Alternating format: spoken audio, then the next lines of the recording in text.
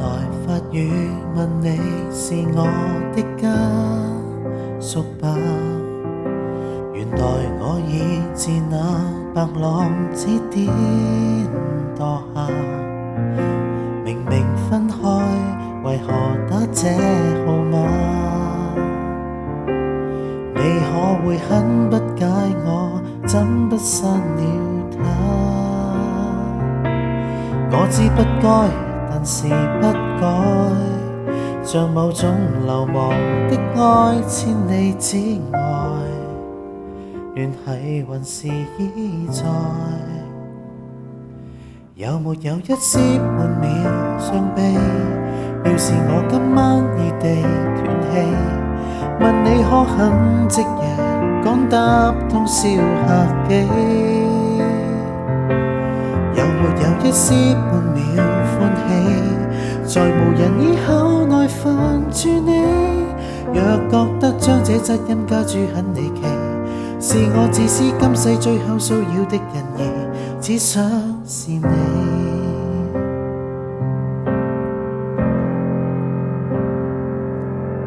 誰聯絡你約我在某冰川遇難？然而教你苦痛亦算黑色浪漫，甜蜜那陣時關懷日子總講到帶淚眼，誰料情感無常，這假設太簡單。你有沒有一絲半秒傷悲？要是我今晚異地斷氣，問你可肯即日趕搭通宵客機？有沒有一絲半秒歡喜？在無人以口內煩住你，若覺得將這責任加諸很離奇，是我自私今世最後騷擾的人兒，只想是你，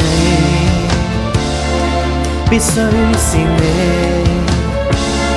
很想被銘記，即使淡淡微微，就算再生亦被嫌棄，很想這遺言說好想你，可惜最尾未夠運氣一起。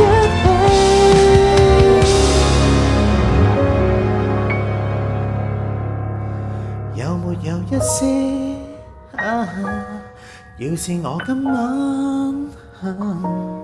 話到嘴邊打住，早變陌路人，常有幻想是大忌，這號碼應該長眠於手機，就算死亦別再騷擾你，若覺得這惡作劇真的很頑皮，在告別式給我帶淚奔喪的情人，只想是你。